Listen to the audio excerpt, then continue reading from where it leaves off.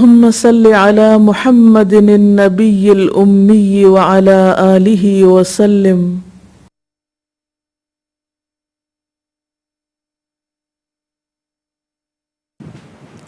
السلام علیکم ورحمۃ اللہ وبرکاتہ. نحمده ونصلي على رسوله الكريم. اما بعد فاعوذ باللہ من الشیطان الرجیم. بسم اللہ الرحمن الرحیم. رب اشرح لي صدری ویسر لي امری واحلل عقدۃ من لسانی یفقهوا قولی. عن ابی ہریرہ قال قال رسول اللہ صلی اللہ علیہ وسلم بدأ الاسلام غریبا وسيعود كما بدأ غریبا فطوبى للغرباء. رواہ مسلم. حضرت ابو ہریرہ رضی اللہ تعالی عنہ سے روایت ہے کہ رسول اللہ صلی اللہ علیہ وسلم نے فرمایا، اسلام اجنبی شروع ہوا اور پھر اسی طرح اجنبی ہو جائے گا جیسے شروع میں ہوا تھا، تو مبارک ہو ان اجنبیوں کو. اس حدیث سے ایک بہت اہم حقیقت کی طرف رہنمائی کی گئی ہے، اور وہ یہ کہ اسلام کے دور آغاز میں جب رسول اللہ صلی اللہ علیہ وسلم نے لوگوں کو ایک اللہ کی طرف بلایا تو یہ بات اہل مکہ کے لیے ایک نئی بات تھی. اس بات کو انہوں نے جس انداز میں لیا، اس کا ذکر قرآن پاک میں کچھ یوں آتا ہے: وَعَجِبُوا أَن جَاءَهُم مُنذِرٌ مِّنْهُمْ وَقَالَ الْكَافِرُونَ هَذَا سَاحِرٌ كَذَّابٌ أَجَعَلَ الْآلِهَةَ إِلَٰهًا وَاحِدًا إِنَّ هَذَا لَشَيْءٌ عُجَابٌ وَانْطَلَقَ الْمَلَأُ مِنْهُمْ أَنِ امْشُوا وَاصْبِرُوا عَلَىٰ آلِهَتِكُمْ إِنَّ هَذَا لَشَيْءٌ يُرَادُ مَا سَمِعْنَا بِهَذَا فِي الْمِلَّةِ الْآخِرَةِ إِنْ هَذَا إِلَّا اخْتِلَاقٌ أَأُنزِلَ عَلَيْهِ الذِّكْرُ مِن بَيْنِنَا بَلْ هُمْ فِي شَكٍّ مِّن ذِكْرِي بَل لَمَّا يَذُوقُوا عَذَابِ. سورۃ صاد کی ان آیات کا معنی ہے کہ ان لوگوں کو اس بات پر بڑا تعجب ہوا کہ ایک ڈرانے والا خود انہی میں سے آ گیا. منکرین کہنے لگے کہ یہ ساحر ہے، سخت جھوٹا ہے. کیا اس نے سارے خداؤں کی جگہ بس ایک ہی خدا بنا ڈالا؟ یہ تو بڑی عجیب بات ہے. یعنی نبی صلی اللہ علیہ وسلم کی دعوت توحید ان کے لیے ایک نہایت عجیب بات تھی، ایک نئی بات تھی. اور سرداران قوم یہ کہتے ہوئے نکل گئے کہ چلو اور ڈٹے رہو اپنے معبودوں کی عبادت پر. یہ بات تو کسی اور ہی غرض سے کہی جا رہی ہے. یہ بات ہم نے زمانے قریب کی ملت میں سے کسی سے نہیں سنی. یعنی یہ بات بالکل نئی بات ہے. قریب کے دور میں کسی اور شخص نے ایسی کوئی بات نہیں کہی. یہ دعوت ایک بالکل نئی دعوت ہے. یہ پکار ایک بالکل نئی پکار ہے. گویا یہ بالکل ایک غیر مانوس اور اجنبی سی آواز ہے. یہ کچھ نہیں ہے مگر ایک من گھڑت بات. یعنی چونکہ انہوں نے کبھی کسی اور سے سنی نہیں تھی تو اس لیے ان کو اس کی حقیقت سمجھ میں نہیں آ رہی تھی اور کہنے لگے کہ یہ من گھڑت بات ہے، خود ساختہ بات ہے.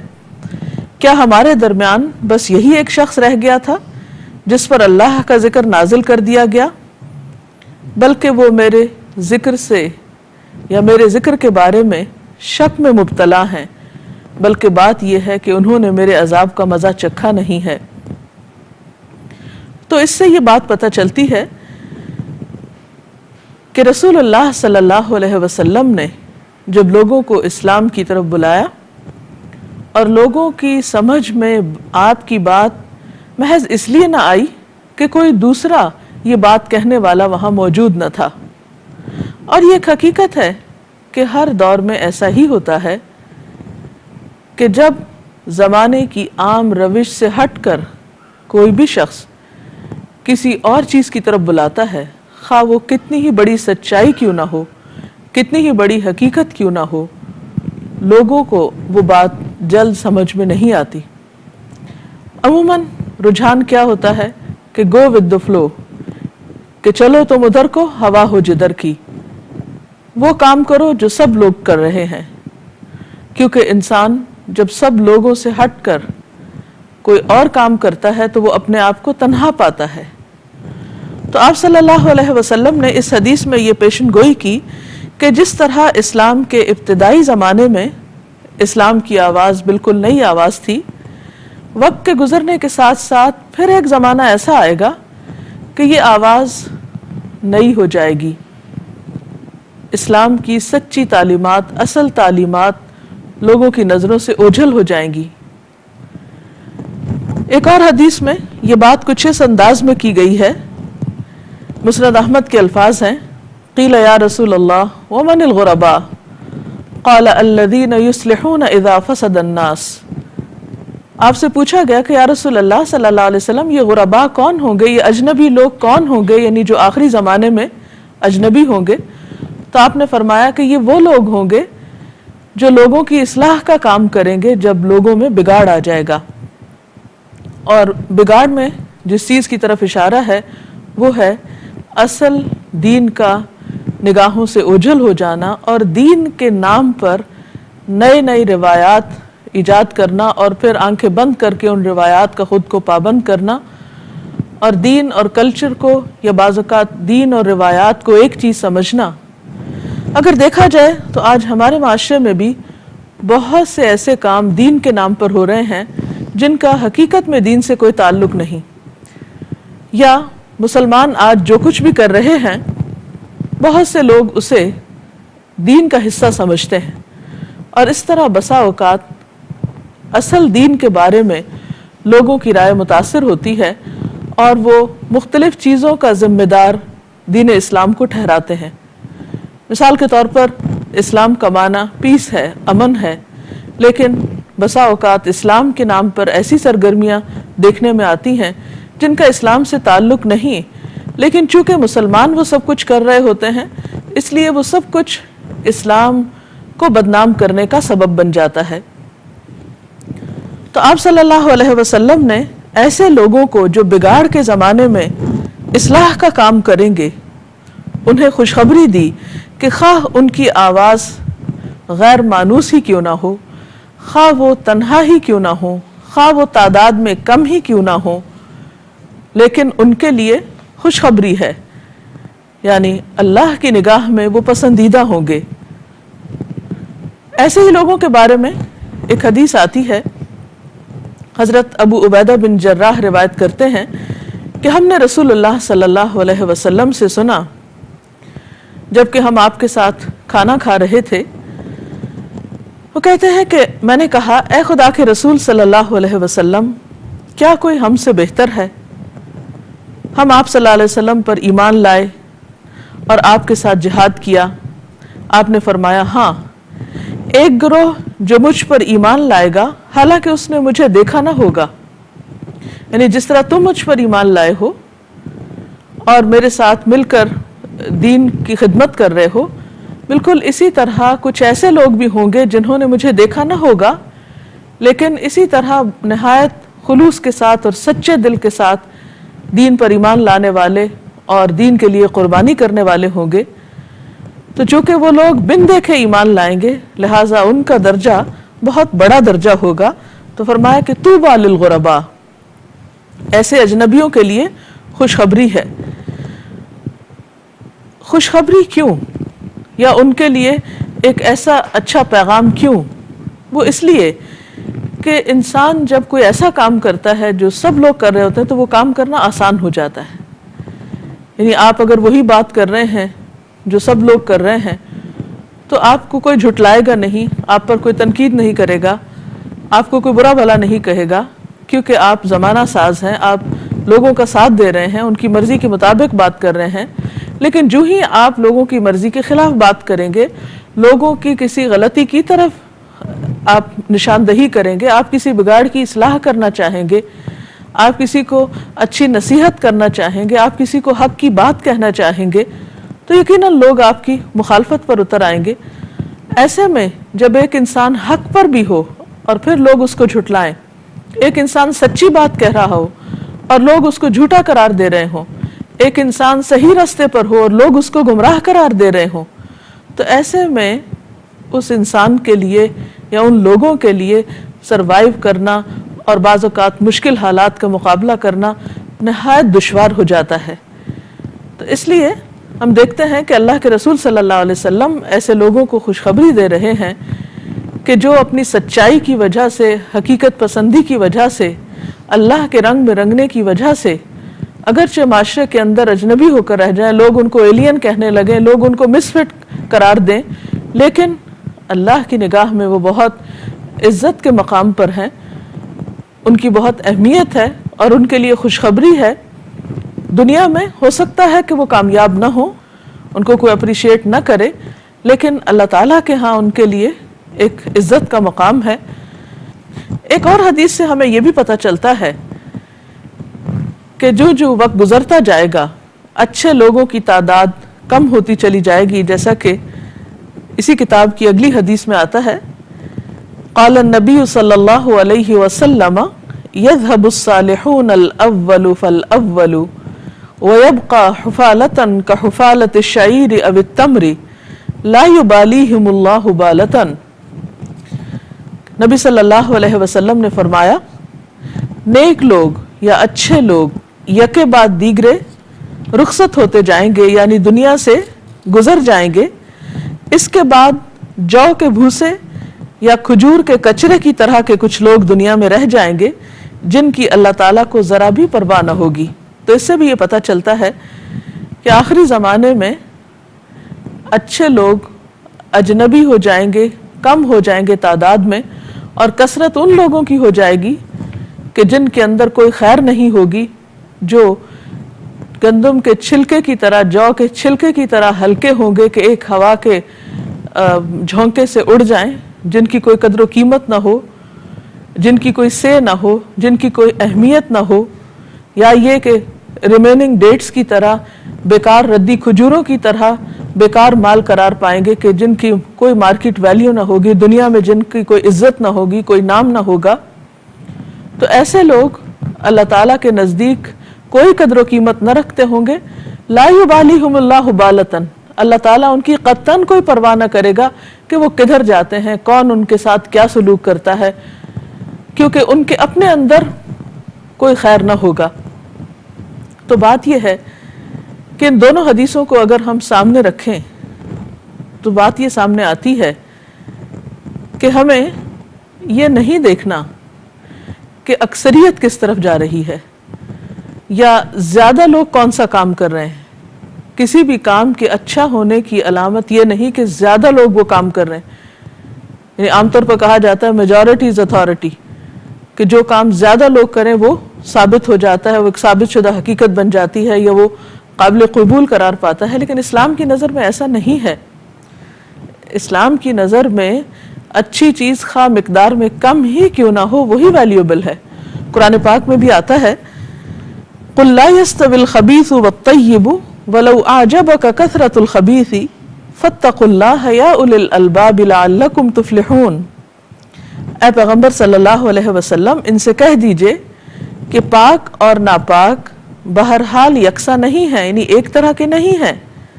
خواہ ناپاک کی بہتات تمہیں کتنی ہی فریفتہ کرے، کتنی ہی اچھی لگے، بس اے لوگو جو عقل رکھتے ہو، اللہ کی نافرمانی سے بچتے رہو، امید ہے کہ تمہیں فلاح نصیب ہوگی، تم کامیاب ہوگے۔ تو اس سے پتہ یہ چلتا ہے کہ ہمیں ہمیشہ اچھائی اور بھلائی، خیر اور تقوی کے کاموں میں آگے بڑھنا چاہیے، جیسا کہ قرآن پاک میں بھی آتا ہے فاستبقوا الخیرات، اور خیر کو اختیار کرتے وقت دائیں بائیں نہیں دیکھنا چاہیے یا لوگوں کی پیروی نہیں کرنی چاہیے کہ بہت سارے لوگ آج کے دور میں یہ کام نہیں کرتے اس لیے ہم کیسے کریں یا ہم کیوں کریں۔ نہیں، خواہ آپ نیکی پر، حق پر، سچائی پر تنہا ہی کیوں نہ رہ جائیں، آپ تنہا نہیں ہیں۔ خواہ دنیا کے لوگ آپ کی کوئی عزت نہ کریں، لیکن آپ کبھی بھی سچائی کا دامن نہ چھوڑیں، کیونکہ اللہ کے ہاں جو مقعد صدق، سچائی کا مقام ہے، وہ سچے ہی لوگوں کے لیے ہے۔ اور ہمیں حکم بھی یہی دیا گیا ہے کہ تم کونوا مع الصادقین، سچے ہی لوگوں کا ساتھ دو، خواہ وہ تعداد میں کم ہی کیوں نہ ہو۔ آج کے دور میں عام طور پر یہ باتیں کہنے یا سننے کو ملتی ہیں کہ یہ کوئی سچ کا زمانہ ہے، آج کے دور میں سچ کون بولتا ہے، حرام اور حلال کے درمیان تمیز نہیں رہی۔ بہت سے ایسے پیشے، بہت سے ایسے کام، بہت سی ایسی چیزیں جن کو عقل بھی غلط کہتی ہے، اخلاقی اعتبار سے بھی غلط ہیں، لیکن معاشرے کے اندر ان کو غلط نہیں سمجھا جاتا۔ عموماً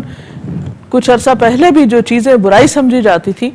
آہستہ آہستہ ان کی برائی کی شدت یا ان کے برا ہونے کی شدت جو ہے وہ دلوں میں کم ہوتی چلی جا رہی ہے۔ تو یہ سب کچھ کس لیے؟ شاید اس لیے کہ ہم نے غلط چیزوں کو ایکسیپٹ کر لیا ہے، شاید اس لیے کہ ہماری ویلیوز بدل چکی ہیں۔ لیکن لوگوں کے رجحانات یا معاشرے کے جو رجحانات بدلنے سے بات نہیں بدلتی، حقیقت نہیں بدلا کرتی۔ حقیقت تو وہ ہے جو اصل میں ہے، جسے اللہ سبحانہ وتعالیٰ نے سچ کہا ہے، جس کی وہاں پر قبولیت ہے، جو اللہ کے ہاں قابل قدر ہے۔ اس لیے ہمیشہ اچھائی کا ساتھ دیں، خواہ اس میں مشکل ہی کیوں نہ ہو، اس لیے کہ اللہ تعالیٰ کی طرف سے خوشخبری ہے ان لوگوں کے لیے جو حق پر ہوں، اور یہی لوگ اپنے رب کے ہاں عزت پانے والے ہیں۔ کیونکہ قرآن پاک میں عزت اور ذلت کا معیار کیا بتایا گیا کہ ان اکرمکم عند اللہ اتقاکم، اللہ کے نزدیک، اللہ کے ہاں سب سے زیادہ عزت والا وہ ہے جو سب سے زیادہ متقی ہے، پرہیزگار ہے، جس کے دل میں خدا کا خوف ہے۔ اور جس دل میں تقوی ہو، خدا کا خوف ہو، وہی پھر اچھائی پر قائم رہ سکتا ہے اور برائی سے رک سکتا ہے، خاص ساری دنیا کے لوگ مل کر کسی برائی کو اچھا کہنے پر تلے ہوئے ہوں۔ تو اسی بات کو ہم آگے بڑھائیں گے اور اب ان سے رجوع کریں گے کہ اگر ان کے ذہن میں کوئی مزید بات ہے تو۔ آپ کی بات کے حوالے سے ایک سوال ذہن میں آتا ہے، اور یہ خصوصاً دوسری حدیث کے حوالے سے، کہ جس میں یہ رسول اللہ صلی اللہ علیہ وسلم نے فرمایا کہ اس کے بعد جو لوگ رہ جائیں گے ان کی اللہ تعالیٰ کو پرواہ نہ ہوگی، اور وہ بھوسے یا کھجور کے کچرے کی طرح رہ جائیں گے۔ تو آخر کیا وجہ ہوگی؟ انسانوں کے اندر وہ کیا کمی ہو جائے گی جس کی وجہ سے یہ حالت پیدا ہوگی؟ بنیادی طور پر تو یہ ہے کہ اللہ تعالیٰ نے انسان کو باقی تمام مخلوق کے مقابلے میں بہترین بنایا، جیسے کہ قرآن پاک میں آتا ہے لَقَدْ خَلَقْنَا الْإِنسَانَ فِي أَحْسَنِ تَقْوِيمٍ، کہ ہم نے انسان کو بہترین حالت پر پیدا کیا ہے۔ لیکن اس کے ساتھ ساتھ ثُمَّ رَدَدْنَاهُ أَسْفَلَ سَافِلِينَ، پھر ہم نے اس کو لوٹایا یا کر دیا سب نچلوں سے نچلا۔ ایسا کب ہوتا ہے؟ ایسا اس وقت ہوتا ہے جب انسان اپنی عقل سے کام نہیں لیتا اور محض جانوروں کی طرح نقالی پر اتر آتا ہے، یا وہی کرنے لگتا ہے جو دوسرے کر رہے ہوتے ہیں، خواہ وہ صحیح ہو یا غلط ہو، محض اس لیے کہ وہ آسان ہے، محض اس لیے کہ اس پر اپریسیشن ملتی ہے اور اس پر کسی مخالفت کا سامنا نہیں کرنا پڑتا، یا یہ کہ وہ ہمارے نفس کو بہت بھاتا ہے، یا یہ کہ ہمارے لیے اس میں کچھ سہولت ہے، یا وقتی طور پر کچھ فائدے ہیں۔ تو عموماً یہ چند ایک اسباب ہوتے ہیں کہ جن کی وجہ سے انسان سوچ سمجھ سے کام نہیں لیتا، نہ عقل استعمال کرتا ہے، نہ دین کی نظر میں اس چیز کا مقام دیکھتا ہے، محض اس لیے اس رستے پہ چل پڑتا ہے کہ سب لوگ اس طرف جا رہے ہیں، خواہ وہ کسی ہلاکت خیز گڑھے میں ہی کیوں نہ جا گریں۔ جی، میں انہی کی بات کو آگے بڑھاتے ہوئے مزید پوچھنا چاہوں گی کہ جب ایسے حالات معاشرے میں آ جاتے ہیں تو اس میں خواتین کا کردار کیا ہونا چاہیے، یا ہمیں اپنا کردار کس طرح ادا کرنا چاہیے کہ معاشرے کی اصلاح ہو سکے؟ آپ کا سوال بہت اہم ہے۔ بنیادی طور پر اگر دیکھا جائے تو نسل انسانی کی پیدائش اور ابتدائی تربیت ایک عورت کے ہاتھوں ہوتی ہے، اگرچہ اس میں مرد کا بھی ایک رول ہوتا ہے، لیکن بنیادی ذمہ داری بہرحال عورت کی رہتی۔ عورت اس کو جنم دیتی ہے، عورت دودھ پلاتی ہے، ماں کی گود بہترین تربیت گاہ ہے۔ تو بچہ معاشرے سے تو بعد میں ایکسپوز ہوتا ہے، معاشرے کے رجحانات تو بعد میں اس پر اثر انداز ہوتے ہیں، پہلے درجے پر تو اس پر گھر کا ماحول ہی اثر انداز ہوتا ہے۔ تو ایسے میں اگر ایک عورت کی تربیت ہو، ایک عورت کے اندر ایمان اور تقوی ہو، اچھے اور برے کی پہچان ہو، تو وہ یہ تمام چیزیں ایک نئے آنے والے بچے کے اندر اس کی پیدائش سے پہلے، یعنی چونکہ ماں کی سوچ بچے کے اوپر اثر انداز ہوتی ہے، اور پیدا ہونے کے بعد جتنا عرصہ بھی وہ زیادہ سے زیادہ وقت ماں کے ساتھ ایک بچہ گزارتا ہے، تو اس پر خود بخود وہ چیزیں اثر انداز ہوں، کیونکہ ماں ایک رول ماڈل ہے۔ بچے بہت سی حرکتیں لاشعوری طور پر وہی کر رہے ہوتے ہیں بغیر کسی بڑی ایفرٹ کے جو وہ اپنے آس پاس ہوتے ہوئے دیکھتے ہیں، اور اس میں خاص طور پر ماں کی شخصیت سے بہت متاثر ہوتے ہیں، کیونکہ ماں کی محبت بھی بچوں کے دلوں میں زیادہ ہوتی ہے۔ تو ایسے میں ماں کے اندر ایمان، اخلاق، تقوی اور علم کا ہونا بے حد ضروری ہے. تو اس لیے خواتین کے لیے بے حد ضروری ہے کہ اپنے آئندہ نسلوں کی تعلیم اور تربیت کے لیے خود تعلیم یافتہ ہوں. اور تعلیم یافتہ ہونے کا معنی صرف یہ نہیں کہ آپ کسی اسکول کالج سے ایک ڈگری رکھتے ہیں، بلکہ وہ ڈگری لینے کے بعد بھی مسلسل اپنے علم کو تازہ کرتے رہیں، اچھی اچھی چیزوں کو جانتے رہیں، اور وہ اچھے اخلاق اور کردار خواہ معاشرے سے ناپید ہوتے نظر آئیں اپنے بچوں کے اندر پیدا کرنے کی کوشش کریں، خواہ یہ کام کتنا ہی مشکل کیوں نہ ہو. لیکن خوشخبری ہے ان لوگوں کے لیے جو مشکل حالات میں اصلاح کا کام کریں گے. جی، اسی حوالے سے غربا کے یہ جو لفظ ہے یہ بڑے انسپائرنگ سے اور بڑے کریجیس سے لوگ معلوم ہوتے ہیں. تو وہ کیا کردار کی مضبوطی ہے، وہ ان کے کردار میں وہ کیا خصوصیت ہے جو ان کو یہ مضبوطی عطا کرتی ہے کہ یہ سارا معاشرہ جس طرف جا رہا ہو اس کے اگینسٹ یا اس کے مخالفت میں ایک صحیح چیز پر جمے رہیں. تو میں آپ سے یہ جاننا چاہوں گی کہ پرٹیکولر وہ کیا خصوصیت ہے جو ان کو یہ مضبوطی عطا کرتی ہے؟ اس کے لیے سب سے بنیادی چیز تو یہ ہے کہ انسان کو اچھے اور برے کا فرق معلوم ہو، خیر اور شر کے درمیان وہ تمیز کر سکتا ہو. تو جب انسان دو چیزوں کا فرق جانتا ہو، خبیث اور طیب کا، خیر اور شر کا، اور پھر اس کے ساتھ یہ صلاحیت بھی رکھتا ہو کہ اس میں سے خیر کو اختیار کر لے خواہ وہ مشکل ہی کیوں نہ ہو، تو یہی چیز ان کو دوسروں سے ممتاز کرتی ہے. اور یہ تبدیلی کسی بھی انسان کے اندر اس وقت آتی ہے جب اس کی سوچ تبدیل ہوتی ہے، جب اس کے ایمان میں مضبوطی ہوتی ہے. آپ صلی اللہ علیہ وسلم نے ایک حدیث میں فرمایا تھا کہ ایک وقت آئے گا، یعنی امت اسلام پر، کہ جب اس پر ہر طرف سے لوگ اس طرح چڑھ دوڑیں گے کہ جس طرح بھوکے لوگ دسترخوان پہ ٹوٹ پڑتے ہیں. تو لوگوں نے عرض کیا کہ اللہ کے رسول صلی اللہ علیہ وسلم، کیا اس وقت ہم تعداد میں کم ہو جائیں گے کہ سب ہم پہ ٹوٹ پڑیں گے؟ تو آپ نے فرمایا کہ نہیں، تم تعداد میں بہت زیادہ ہوگے، لیکن دو چیزیں تمہارے اندر آ جائیں گی، ایک تو دنیا کی محبت اور دوسرے موت کا خوف. یعنی آخرت کی فکر تم بھلا دو گے اور دنیا کی حقیر چیزوں کے پیچھے دوڑ پڑو گے. اللہ تعالیٰ نے مسلمانوں کو ایک خاص مقصد کے لیے پیدا کیا ہے. وہ نبی اکرم صلی اللہ علیہ وسلم کے بعد ان کے لائے ہوئی تعلیمات اور ہدایت کے امین ہیں، ان کے وارث ہیں. ان کے فرائض میں سے یہ بات ہے کہ وہ دنیا کے سامنے سچائی کو رکھیں، لیکن اگر وہ اس راستے کو چھوڑ کر خود دنیا کے پیچھے چل پڑتے ہیں اور دنیا کی محبت میں گرفتار ہو جاتے ہیں اور اپنی آخرت کو بھلا دیتے ہیں، تو پھر اس کا لازمی نتیجہ ہے کہ ان کے اندر سے یہ کردار معدوم ہو جائے یا ختم ہو جائے، اور وہ بھی اسی ریلے میں شامل ہو جائیں کہ جو ہر طرح کے خس و خاشاک کو بہاتا لے چلا جاتا ہے، یا پھر وہ جو کے چھلکے کی طرح اور بچی ہوئی کھجوروں کی طرح ہو جائیں کہ جن کی کوئی بھی سے یا وزن یا قدر و قیمت نہ ہو. تو نہایت ضروری ہے یہ بات کہ وہ لوگ جو زبان سے یہ اقرار کرتے ہیں کہ اللہ ہمارا رب ہے، اور جو اس بات کا اقرار کرتے ہیں کہ قرآن ایک سچی کتاب ہے، پھر انہیں اپنے عمل سے ثبوت دینا چاہیے، اور قرآن کو محض حفظ کر لینا یا اس کی تلاوت کر لینا ہی کافی نہیں سمجھنا چاہیے، بلکہ اس کے ساتھ ساتھ انہیں ان چیزوں کو اپنے عمل میں لا کر کردار اور عمل کے خوبصورت نمونے دنیا کے سامنے پیش کرنے چاہیے، تاکہ سچائی کا وہ پیغام جو اللہ کی کتاب کی شکل میں ان کے پاس موجود ہے اور جو تمام انسانیت کا حق ہے، ان تک یہ خیر اور بھلائی پہنچ سکے. یہاں پر جیسا کہ ان لوگوں کی بات ہوئی ہے کہ وہ اجنبی لوگ ہوں گے، اور جو وہ لوگ ہوں گے کہ جو زمانے کی روش سے ہٹ کر چلنے والے ہوں گے،